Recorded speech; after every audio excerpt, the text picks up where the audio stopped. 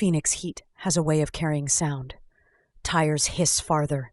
Voices smear into one long sentence, and the cicadas tune the whole city to a note that never quite resolves. That summer, every noise felt like it might be the one you'd have to remember later. The slosh of a cooler in the back of a pickup. The clink of a screen door on its spring. The breath a stranger takes when he decides to speak. I worked the late shift at a check cashing place on Baseline Road, west of 24th Street, the kind of strip mall where the palm trees look embarrassed by their assignment. We sold money orders and prepaid phone cards and cold bottled water to men in safety vests with sunburns under their beards.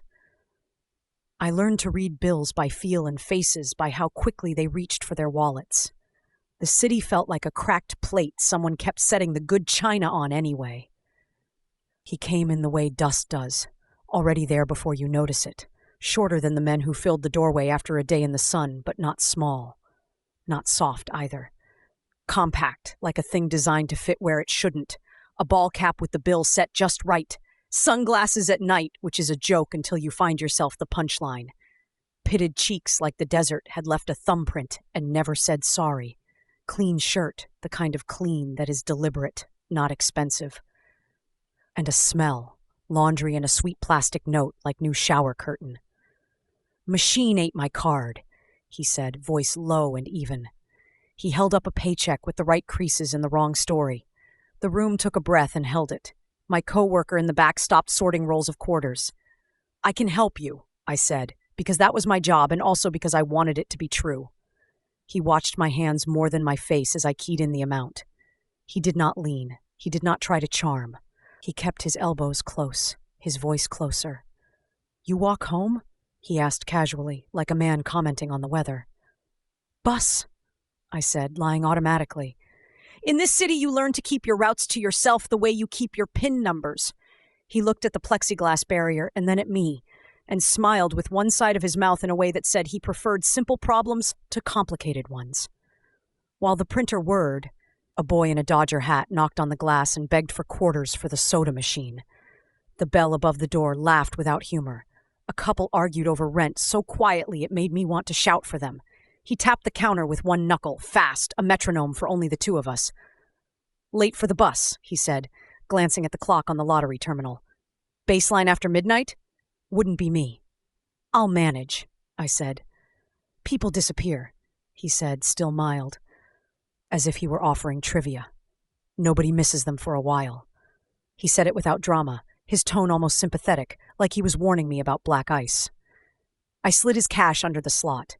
His hand was smaller than I expected, but sturdy, the nails cut blunt, the grooves in his palm deep enough to hold dirt. He counted without looking, his thumb moving bills to safety in a gesture he hadn't learned just now. "Thank you, ma'am," he said. "You have a good night." He left. The air seemed to close after him, like a door. Half an hour later, my coworker locked the drop safe, and we stepped into the parking lot soup. Sodium lights cast everything in old honey. The pavement radiated like a stove turned off, but not cooled. We split like always, she toward the apartments with the flickering stairwell light, me toward the bus stop with the graffiti carved into the bench in careful letters. Kayla, forever. 2003. I sat with my backpack on my lap, knees touching, elbows in, the way a person sits when she is pretending to be a much smaller person. Cars sighed by. The bus tracker app lied the way it always lies. A dog barked, a toddler answered, a man laughed into his phone and then stopped mid-laugh and looked over his shoulder because that was what Phoenix taught you to do that summer. He stood by the vending machine outside the nail salon, pretending to decide between grape and orange. No sunglasses now, just a face you'd forget if forgetting were a skill. He glanced once, twice, returned his attention to the machine. The emptiness between us felt like an extra person waiting for the 77. Behind him, the construction fence flapped with a sign zip-tied to it. "Sidewalk closed! Use other side!" An orange barricade leaned drunk into the street. The city was halfway through everything. I told myself he was a foreman, checking on a job that had been delayed by heat and budget and too many meetings. The bus didn't come. Headlights passed without stopping. I weighed my options, and every one of them yawned open like a bad mouth. He walked over when the car wash across the street cycled to dry, the blowers so loud they made conversation private. "You shouldn't wait here," he said, friendly. "Lights out 2 blocks up. Cops say somebody got jumped last night." "Thanks," I said, voice small, like it had been told to behave in a room with breakable things. "I'll be all right. Car's right there," he said, gesturing toward a tan sedan with a clean windshield and a little tree-shaped air freshener dangling tentative from the mirror. "I'll get you to Central. Safe." "No," I said, because I knew how to wear that word like a coat, polite, with a smile stitched in. He nodded, a small dip like a teacher giving partial credit. "Suit yourself," he said, and walked away. I breathed. I counted the beats between the blower and the quiet. I listened for the bus that didn't come. I stood up, sat down, stood again, because indecision feels like exercise when you live where the ground is hot. When the blowers turned off, the world's normal volume returned, except the sidewalk behind me had learned a new footstep. Not the loose stride of a swaggering boy, not the heel slap of a woman late to her babysitter. Measured, close, and then the kind of silence that's actually a question. "Don't turn," he said, very soft. The barrel, nudging the seam where my ribs meet my heartbeat. "Don't make this hard." It was the gentleness that told me I was in the part of the story I had promised myself not to be in. The gun wasn't big. I felt it and saw the shadow of his arm and knew he chose it because it was easy to hide in a city that had learned to expect bad news. His other hand slipped the backpack off my lap with the efficiency of a valet and set it on the bench as if it might stain. His breath smelled faintly of mint and plastic. "Walk," he said, "toward the fence." "Scream," a part of me suggested unhelpfully. "Bite. Run." The part that has lived in this city a long time answered. "Shots sound like tires backfiring out here. Everyone is practiced at not looking." We moved into the construction yard through a gap where the chain link pretended to be unbroken. The sign slapped against the fence in a confused breeze. Behind the fence, the lot was a geometry problem. Unpoured foundation chalked in lines, stacks of rebar, pallets, a portable toilet that had seen better promises. In the far corner, a shipping container sat with its doors open like a yawn. "Inside," he said, but there was a flicker. "Do I need inside? Can I do this in the shadow?" He liked options. He liked having them and taking mine. I went where he pushed me, behind a stack of concrete formwork. He moved like a man checking items off a list he'd written himself. Rope, yes. Words, yes. Watch, yes. He kept the talk going in that quiet cadence, as if we were 2 people working late and he'd been asked to help me find a file. "You don't want to see my face," he said. "So don't." "Please," I said, and hated the shape of the word in my mouth. He wasn't a movie predator. He didn't hiss or brag. He applied pressure and watched what bent. He had the calm of someone who had practiced at home with the radio on, not because he was nervous, but because he wanted the rhythm right. Near the pallet, a loose strap lay like a sleeping snake. Above us, the freeway muttered. Somewhere, a man shouted at a friend, then both laughed like they were proud to still be alive. My mind took inventory the way a cashier counts a drawer. "Turn," he said. "Hands!" The cuff clicked. Tidy little sound, almost cheerful. The rope went around the metal and my skin learned the lesson again. You can be 2 things at once, bound and listening. He leaned me down, not like a man who hates women, but like a man who hates variables. The barrel pressed into my hip. He set his sunglasses on the pallet as if they were an heirloom. He wore a latex glove on one hand, not the other. Practical, not careful enough to be perfect. I watched the glove's edge curl at his wrist. "Where are you from?" he asked conversationally, and the question had the shape of practice to it. The way some men say, "What are you doing later?" But mean, "Will anybody start looking for you soon?" "Here," I said to the wood. He liked that. That made me part of his map. The city itself helped him. Sirens spun somewhere else, and the night said, "Not our block." Wind dragged a piece of tarp across gravel, long, slow, like a shrug. An airplane's descending whine wrote one long line over our heads and then erased it. This is the part you think you want details from until you realize you don't. He hurt me. He kept his voice soft while he did, which is a particular cruelty I don't wish on anyone. He had a way of talking about me, as if I were a task on a clipboard, while asking me to say things to my own body I did not want to say. And then, because the world contains amateur miracles, A car alarm 2 lots over began to bleat, a childish, ridiculous cry that does nothing but make neighbors curse, unless you're a man who hates variables. He paused. It was half a breath, but it had a hinge in it I could push on. "Don't," he said reflexively, but he'd trained me too well to listen to instructions. I rolled my shoulder hard into his hip and twisted my bound hands under me far enough to catch the glove's rolled edge with the tooth of the cuff. The latex snapped in a soft, wet pop. He swore, not loud, not scared, annoyed like a clean man who dropped his napkin. He let go of my hair to fix the glove, and I was up before he could decide which problem to solve first. People talk about instinct like it's noble. Mine is petty and practical. I didn't run for the gap in the fence. He was between me and it anyway. I ran for the open shipping container because it had noise in it. A generator with a loose belt coughed there, metal on metal, rhythm like a heart. Noise can be a weapon when all you've got is a mouth and 2 hands wearing metal bracelets. He charged, not wild, low and efficient. The gun wasn't the kind you shoot through a room full of steel. He swung to grab, and his fingers caught my shirt and tore it and found skin and tried to make it into a handle. I hit the container's threshold with my hip and fell half inside. He grabbed for my ankle. I kicked backward and met something soft and important. His lip, his nose, a hot, wet note of pain. He grunted. I grabbed the nearest thing that wasn't a thorough regret, a plastic case with a coil of extension cord, and flung it backward in his general direction. It thumped him or the pallet. I didn't look. Inside, the container smelled like dust and gasoline. The generator rattled on its bolts. A toolbox sat open like a mouth with bad teeth. A box cutter lay in one tray, orange and lovely, and the universe for once didn't get between us. He was right behind me when I slashed the rope and the cufflink with one desperate, ugly sawing motion. The blade kissed my wrist and didn't apologize. The rope parted with a sound I still hear when I can't sleep. He saw the new math and changed tactics. He didn't go for the gun. He went for my throat, quick and practiced, to close the smallest story as fast as possible. We crashed into the generator, and it hopped like a surprised dog, and the belt squealed and the light on the panel flickered. I brought the box cutter up and caught the latex glove, not his skin, slicing it open from thumb to wrist. The glove peeled like a fruit. He jerked back.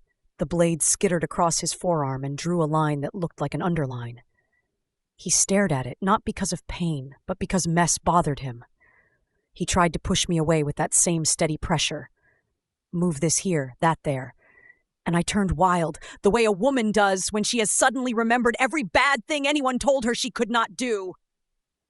We knocked over the toolbox, and wrenches made an orchestra of pure luck. One heavy socket tumbled into his shin with a sound like a little bell marking the start of a round.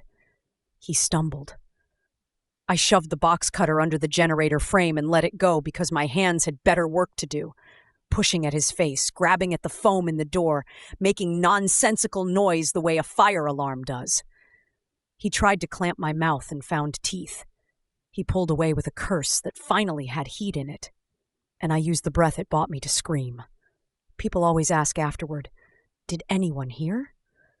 The honest answer is yes, and also no. The noise entered the world. The world evaluated it. The world put it in the stack of things it might care about later.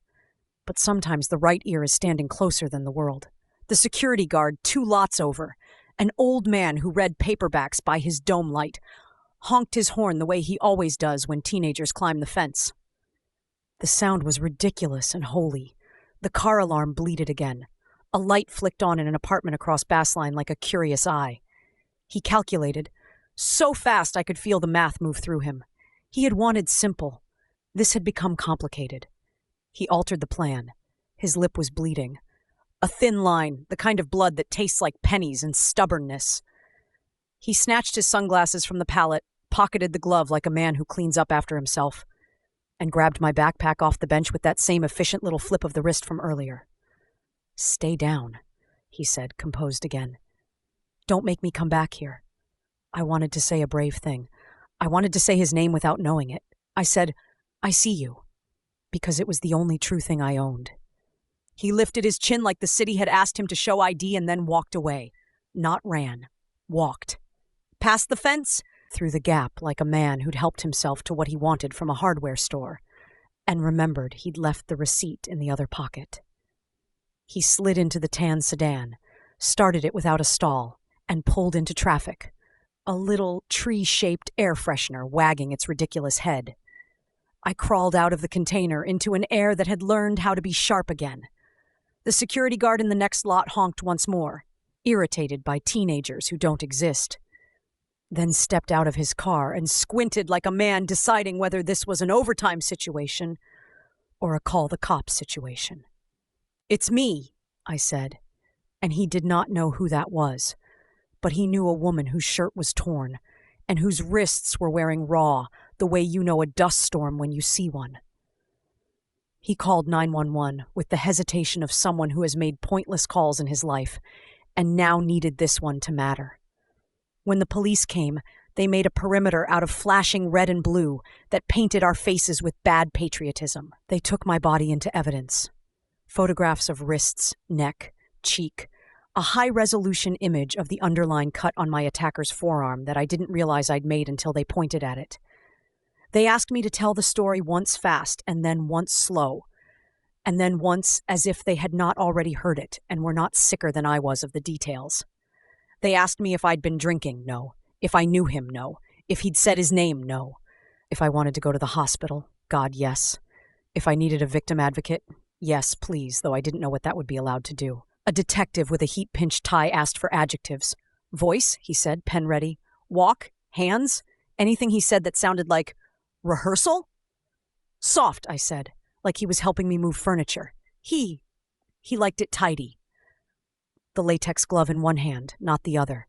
The way he set his sunglasses down with care. The way he counted his cash without looking. Tidy, the detective repeated, and wrote it like a word he'd been given before. Anything else? He said I shouldn't be here this late, I said, and wanted that sentence back as soon as it left my mouth, because it sounded like I had been scolded and deserved it. The detective did not take the easy road. He nodded. That's his line, not yours. At the hospital, the nurse asked me if I wanted the kit, and said the word trauma like she was handing me a life jacket. I said yes, because that's what the part of me that reads paperwork knew to say. I bled, and they took samples from the bleeding. And nobody apologized for using my pain as an instrument because that's the deal we all make when we decide to live. Hours later, under lights that made everything look like a truth you would prefer to be a rumor, the detective came back with coffee he didn't expect me to drink. There's a name, he said carefully. Not for a person, for a pattern. You've heard it. Everyone in Phoenix had heard it. We'd learned to say it the way we learned to say monsoon and haboob and gridlock. We'd been introduced to it by TV anchors who changed their tie colors and the rhythm of their sentences when they said it. He didn't say the name. He didn't have to. He watched it move across my face and settle somewhere behind my eyes like a headache.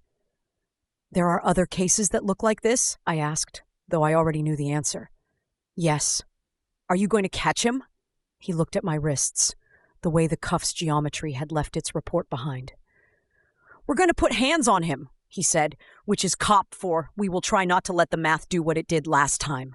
He asked for my clothes, and I gave them to him in a paper bag, like a donation to a cause I wanted to see fail. He promised to send an advocate to my apartment with new locks and the number for a service that would install motion lights that lie to raccoons at 2 a.m. and tell women's stories about safety. When I finally lay down, a couch in a friend's place because my own apartment suddenly felt like a photograph of someone who hadn't learned an important rule yet. I kept seeing the tan sedan with the tree-shaped air freshener and the way he had not run, and the underline cut on his forearm, and the one-half smile he let himself have when I told him I could see him. The next day, the city pretended at ordinary. Men sold pallets of water outside grocery stores, and women counted split tips before buying diapers, and kids with sunburned shoulders screamed happily under a hose. And every time a car slowed near a bus stop on Baseline, people looked twice and then didn't say the thing they were thinking. That afternoon, a woman came into the shop holding a flyer. Phoenix police seeking information. It said above a sketch that looked like someone had tried to draw a shadow that had given a false name. I didn't recognize the face because faces are bad liars on paper. I recognized the adjectives the detective had written down. Tidy, soft, efficient. He wore hats, sometimes dreadlocks, sometimes sunglasses at night like a joke that wasn't. "Y'all be careful," the woman said to me and my coworker, whose quarters had multiplied overnight into small perfume bottles and tiny cans of mace at the register. "He's snatching girls up like he's shopping." We told her we would. We meant it. We learned to look at glass as if it might tell us a story. Storefronts, car windows, bus shelter panes, because the city had taught us that men like him check themselves in reflections to make sure nothing has stuck to their performance. The detective called that evening. "We're looking at other assaults within a mile," he said. "Different times, street robberies, same general." And he didn't finish the sentence because finishing it would set the city on fire. "It's Bassline," I said, and we both let the road's name do the work. "Can you come look at a lineup tomorrow?" he asked. "We'll shield you. You don't have to decide anything today." I said yes because the alternative was to say no and live inside that word. He gave me a time. I wrote it down and then wrote it again because the first one felt like it hadn't stuck. That night, every car that passed under my friend's window sounded like a sedan, whose driver didn't mind leaving problems behind him. I got up, walked to the window, and watched, expecting to see the little tree-shaped air freshener wagging its head in the lit-up street. I didn't see it. I still closed the blinds and sat on the floor with my back to the wall so I could remind my lungs what their job was. In the morning, I chose a shirt without buttons, because buttons suddenly felt like a hobby I couldn't afford. At the station, a victim advocate met me with a smile that didn't ask my face to do any work. She put a bottle of water in my hand like a ritual. The detective led me into a room with glass that only went one way. I looked at 6 men trying not to look like themselves. None of them matched the shape in my mind. All of them could have been pieces of it. I shook my head, and the detective wrote no in neat letters and didn't hide his relief because when you put the wrong yes on paper, you owe a stranger a part of your future. "We'll have more," he said. "You're not our only." He stopped himself before he said witness, before he said survivor, before he said proof. On Bassline at lunch, a news van idled. The camera guy smoked and looked sad and bored. A woman with too much makeup practiced her sentence. "Tonight at 6, more on the summer of fear." A man shouted across the lot that everyone needed to carry, as if a pistol and a sunburn were the same kind of American. My coworker patted the keychain mace like it was a pet. That evening, when the sun turned everything into brass, he came back. Not into the check-cashing place. Not into my sight like a gift. He came into the parking lot and leaned against the tan sedan and watched his reflection in the plate glass window while he straightened his cap and adjusted the hang of his shirt and touched the underline on his arm with a tiny wince. He had put a bandage over it, neat, white, a little rectangle of annoyance. I stood behind the tint and watched him watch himself. He knew better than to look inside. The camera over the door had a red light that lied about recording 24/7, but told a truth about the possibility of attention. He put his hands in his pockets and took them out and rehearsed something I wasn't going to hear. Then he left. He walked, like a man late for nothing. "Was that?" my coworker asked, and I didn't answer because if I said yes, the word would exit my mouth and follow him like a stray dog. I called the detective and told him the time, the shirt, the bandage. "Strikes again tonight," the detective said, more to the air than to me. "Men on every corner and still—" He didn't finish the sentence because finishing it would insult the city. When the call came, just after midnight, the advocate told me to expect it. It still felt like the floor had pulled a trick. Another assault, not far. Robbery, sexual assault, a gun, the sidewalk, a partner in the crime. The detective's voice on the line had moved a few feet farther away, like he was busy in another room doing triage. "Go somewhere else tonight," he said. "Not the apartment, not your friends, somewhere new." "You think he'd—" I didn't say the rest because the pronoun itself was a live wire. "I think he likes patterns," the detective said. "So we're going to break them."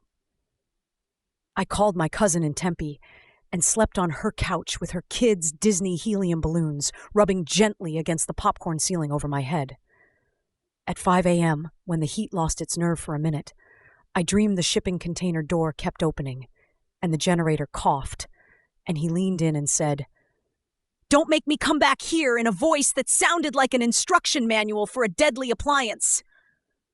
I started carrying quarters in my pocket again, not to call anyone. The payphones were gone, but because the weight steadied me. I wore a hat. I sat in the back of buses where I could see every reflection in the window glass. Every man in sunglasses at night became a story I had to tell my nerves to stop finishing. On the fourth day, the advocate picked me up and drove downtown instead of west. "Press conference," she said, and her tone turned the words into a thing we would sit through, like a sermon for a faith we were trying to choose. They put up a chart. They put up a map. They said words like task force and community partnership and remain vigilant.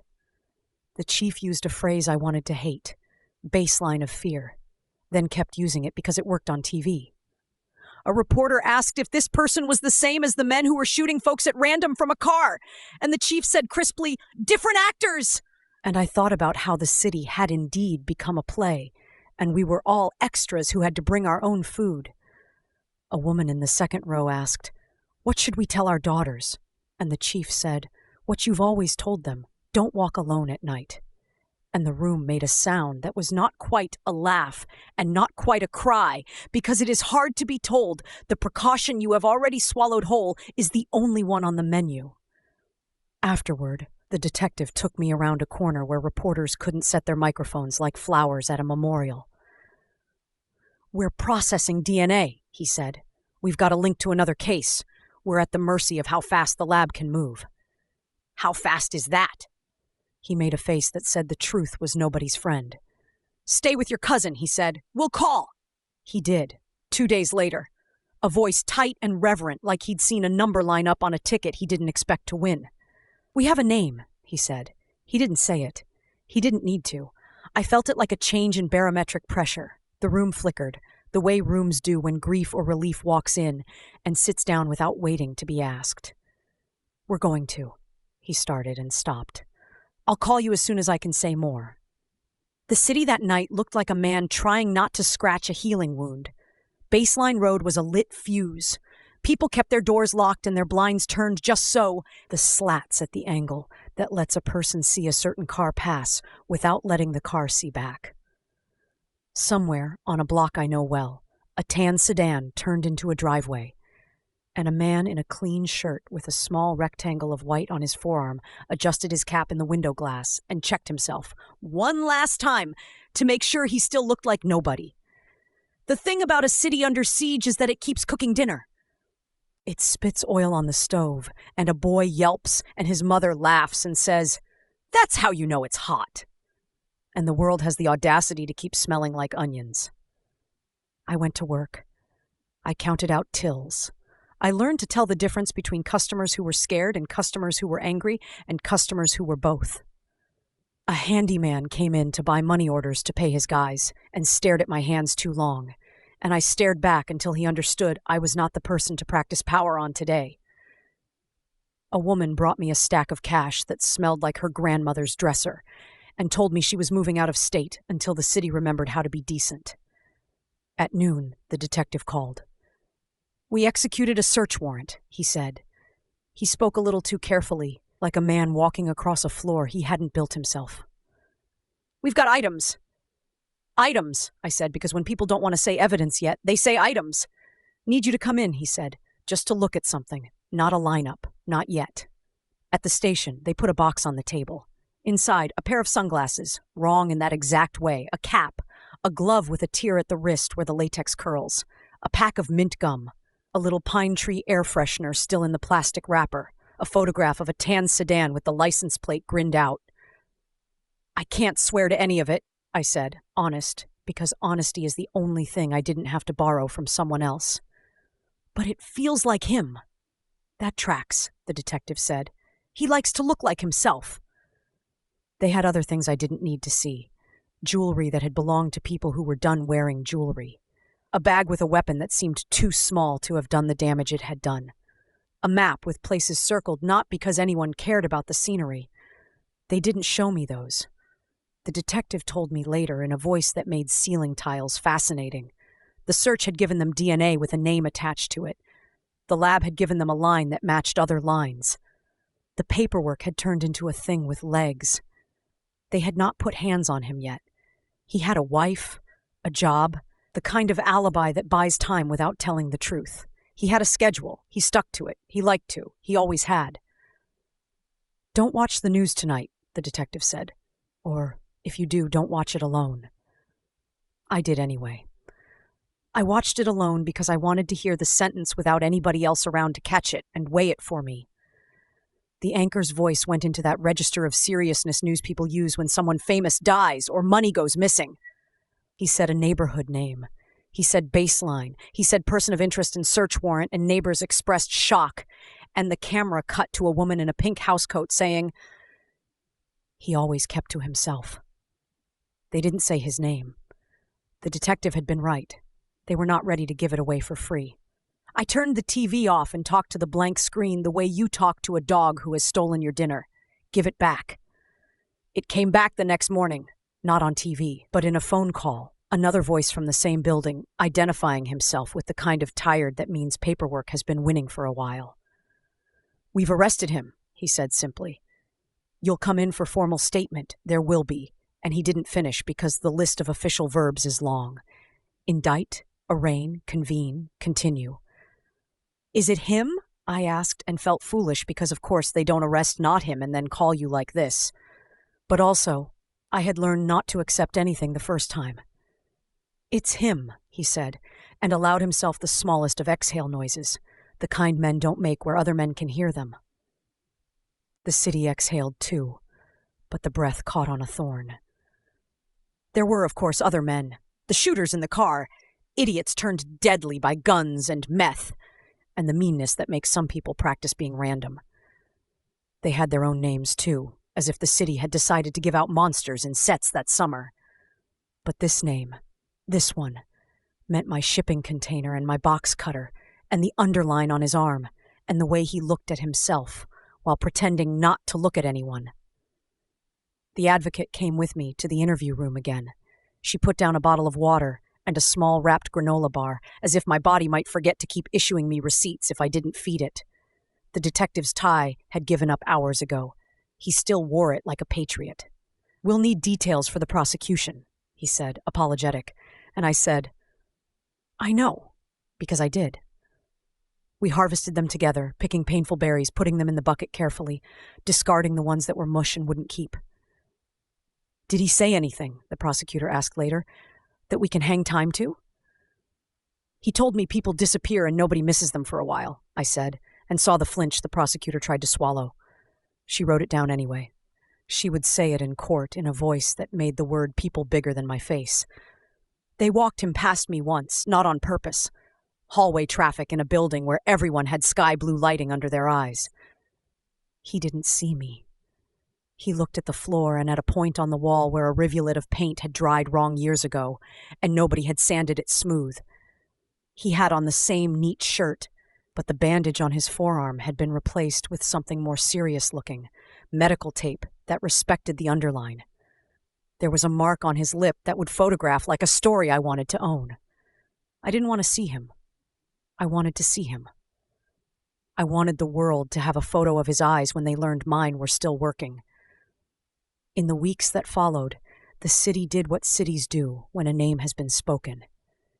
It made a new rhythm. It let kids ride bikes again, a little. It reopened the parts of evenings women had closed. It learned to say the name without flinching, and then learned to stop saying it. A new cop stood on the corner by our strip mall for a while, and he had the gentle air of a man whose job it is to make a corner behave until the corner remembers how. Reporters came and went, like weather. A man from a national show asked me in a smooth-teeth voice to describe my ordeal, and I told him only what he could have gotten from a public record, because my story didn't want to live in his suit. A woman with a microphone asked me how it felt to know I'd survived, and I told her, heavy. and she looked briefly confused because the answer didn't fit the slot she'd prepared for it. They tried him for one set of crimes first, an assault on 2 sisters at a park, years before the arrest. Those women are the bravest I've ever met. We didn't sit together in court. We nodded at one another as if we were 3 parts of a body learning how to walk again. He was convicted, 19 counts out of 19, and the math bought him centuries before anyone said the other number we were all waiting for. Then came the murders, 9 of them, 9 names, 9 families, 9 pews filled over and over until the wood learned their shape. The state did its work with a cold that I learned to respect even when it scared me. The defense did theirs with a stubbornness I had to privately admire, because that's the other half of justice whether you like it or not. I spoke when they told me to, soft into a microphone that did not need my breath but took it anyway. I said the little pieces and not the big ones. I said, he set his sunglasses down, and he wore a glove on one hand, and he adjusted his hat in the window, and the jury listened as if they'd been asked to smell a color and tell the room what it meant. I tried not to look at his wife, at the way she wrote notes like a woman making a grocery list in a foreign language. Guilty. 9 times guilty. Numbers stacked like bricks. And then the sentence that the paper prints in a bigger font because words like death have a way of selling copies and relief. 9 times, the judge said, and the room did not cheer because dignity feels like the only thing left when plugs have been pulled and lines have been drawn. He went to a place in the desert set aside for men like him. The papers tracked which unit. People debated exactly what justice should look like over breakfast. I stopped avoiding bus stops, eventually, the way you stop avoiding an intersection where you once saw a wreck. I looked anyone in sunglasses in the eye and smiled first, so I could choose the version of the story we would both live inside for those few seconds. Then time did its trick. The city moved on to other emergencies. The air cooled and heated and cooled again. A kid who had been 5 that summer entered high school. The check cashing place changed names and managers twice, and then became a vape shop. The shipping container moved to another lot. The palm trees stayed embarrassed. But some parts don't move. There are mornings when the heat returns and a car slows in that exact way, and a small, stubborn part of my brain starts counting again from the minute the blowers kick on across the street. There are nights when I wake up certain I've heard a generator cough, and I step to the window before the part of me that knows addresses catches up. On the anniversary, because the body keeps its own calendar even if you don't, my cousin calls from Tempe, and we talk about nothing for 20 minutes and then both say okay and change the subject when silence tries to take the room. I carry a small knife in my purse that is lawful and sharp and mostly useful for oranges. Sometimes I take it out just to feel the weight and then put it back like a grown-up. The advocate invites me to a support group with coffee that tastes like it was brewed under fluorescent lights. I go once. I listen. I learn the names of other men who like to look like nobody. The women there laugh, the kind of laugh you only get to earn one way. And I love them for it. And also I don't go back because living sometimes requires you to pretend the boat you are rowing in isn't made of all the same wood. One morning years later, I stand in line at a DMV and the man 2 ahead of me adjusts his hat in the window glass out of habit, and my breath leaves and then returns. I don't faint. I don't bolt. I count to 6, and then I count down. The woman at window 5 calls the number, and I say here, and give her my old license and my new address and smile for a photo I will hate for the next decade. I keep that first pair of cuffs in a spiraled, stapled packet in a box with court papers and old daylight. I could have thrown it away. It feels like a souvenir, and I don't want to be that person. But sometimes I take it out cautiously and hold it, and the hiss of the click lives in my hand like the echo you hear when a storm has moved on and the sky is practicing being benign. One night, a reporter calls to say he's working on an anniversary piece, and would I like to contribute my thoughts? I say no politely and find myself on the floor again, back to the wall, breathing like I'm new at it. I text my cousin a dumb meme, and she sends back a photograph of her dog looking outraged at a cucumber, and we both survive another small hour. The day the last appeal fails, a notice appears as a mastering of legalese in a newspaper that used to be thicker. The language promises action and delivers procedure. A man at a coffee shop reads it and tells his friend, "About time," and the friend shrugs because the hunger for finishing never quite syncs with how finishing actually works. I make dinner. I burn the onions. I laugh at myself and eat them anyway, because this is what living is. The audacity to chew what got too dark and call it good enough. You want the part where they open the last door. I did too for a while. I wanted the clank in the bright room and the idea that an ending could be a single thing, stamped and signed. But endings are like sidewalks in this town. Always half-finished, orange cones standing around like bored guards. He didn't apologize. Men like him save their regrets for things that make their lives harder, not for the vacuum where empathy should be. He kept his neatness even there, in letters and filings, and the way he was photographed. He remained ordinary on paper, which is its own kind of insult. The detective retired. He sent a card to 3 of us in the same envelope. A woman who had been brave into a microphone long before I could do it, another who lived 3 exits from where it happened and now refuses to ever move again, and me. The card said in handwriting that looked like a guy who's finally sleeping better, "You did good. That sentence, without a subject, is the only one I have ever wanted from any man in a tie." I moved off baseline. I didn't go far. My apartment now is near a car wash that does not run its blowers late, and a grocery store where the produce man has a sense of humor about melons, and a school where kids toss backpacks into the back of SUVs while mothers sip melted ice and gossip about teachers. I keep my blinds at an angle I chose. I sit at the bus stop sometimes on purpose, at noon, on a day I don't need to be anywhere, and I let the sun make the top of my head throb, and when a car slows, I watch it without shrinking. And then I look away, which is not the same as forgetting. Once a year, I walk the block where the shipping container used to sit. It's a nail salon now, and a tax prep place, and a storefront church that advertises revival tonight in yellow letters that sag on the glass.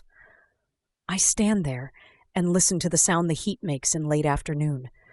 That low insect choir, and the part of my body that measures running distances says, "Not today." I buy a water. I tip too much. I go home. The court keeps time for me whether I want it to or not. Notices arrive like weather. Status, appeal, denied. He'll die in a bed in a building in the desert. Maybe by the state's hand. Maybe by his own meat failing. Maybe he already has by the time you hear this. Men like him sometimes exit sideways and call it justice. People ask me if I wanted him to die. I know what they want me to say. I also know the only answer that fits in my mouth without tasting like someone else's words. I wanted him stopped. The rest is politics and the price of needles and the length of hallways. What I wanted was ordinary. I wanted a life so dull it would bore him to death if he had to watch it. I wanted to go to work and go home and water a plant that keeps insisting on a yellow leaf once a month. I wanted to learn the winter name for a cloud and the summer name for a wind. I wanted to tell a joke badly to a friend in a parking lot and not have a single adjective on me that made a stranger look twice. And I have most of that. The plant dies and revives like a small phoenix pretending to be a pothos. I say the wrong cloud name and a man on the internet corrects me as if he were in charge of the sky. I meet a woman for coffee who tells me she moved here from out of state and is loving the vibe, and I do not laugh in her face. I carry my little knife and use it for oranges mostly, and once for a plastic package that refused to open and nearly defeated me. I fall asleep sometimes with the TV on because I like the sound of other people arguing about nothing. Every now and then, somebody recognizes me in the grocery store. Not because my face was on TV. It wasn't. Not in the way faces are when they want attention. But because my story leaked into a friend who told a cousin, who told a sister who tells me thank you, and I say for what? And she says for saying it out loud. And we stand there for a second in front of the cereal like 2 idiots. And then we both move on. Because cold things are in our carts, and time is rude. If you're listening to me because something like this touched you, I'm supposed to hand you a lesson. The call is coming from the self-help aisle, and the microphone is tinny, and someone has typed closure on a piece of paper and slipped it under the door. I don't have closure. I have a set of keys that jingle. I have neighbors whose names I know. I have a cousin who texts when the weather app lies. I have a knife I use for oranges. I have a sentence I will die defending. It wasn't my fault. I have a line, thin and white, on the soft part of my wrist where a box cutter solved a problem a man thought he'd built with precision. When I catch it in the mirror, I tilt my head just a little and say, I see you to the girl who made it, and to the man who didn't like the look of his own blood, and to the city that learned to say a name and then learned not to need to.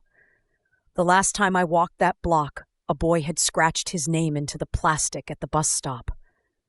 Angel. The name looked like a dare. I sat and watched cars pass and listened to the air symphony and felt the bruise of the summer, old now, and decided to buy myself a cold bottled water, like a woman who has remembered to carry cash. The clerk said, $2, and I gave him $3 and told him to keep the change, and he smiled and told me to have a blessed day, and I said, you too, and meant it, and stepped back into the life I had managed to keep. How am I doing? Well, I moved off Bassline, keep a small knife for oranges, and I ride the bus again, by choice. Killer reveal Mark Goudeau. The Baseline Killer. Mark Goudeau, born 1964, known as the Baseline Killer, was convicted in Phoenix for 9 murders and dozens of other felonies, including kidnappings, sexual assaults, robberies, committed between August 2005 and June 2006, many near Baseline Road. Arrested in September 2006, Goudeau faced 2 major trials. He was first convicted on 19 counts related to a 2005 sexual assault of 2 sisters, then in 2011 was convicted of the 9 homicides and other crimes. He received 9 death sentences plus more than 1,700 years in prison. His spree overlapped with the separate serial shooters case in Phoenix during the same period. Goudeau remains on Arizona's death row.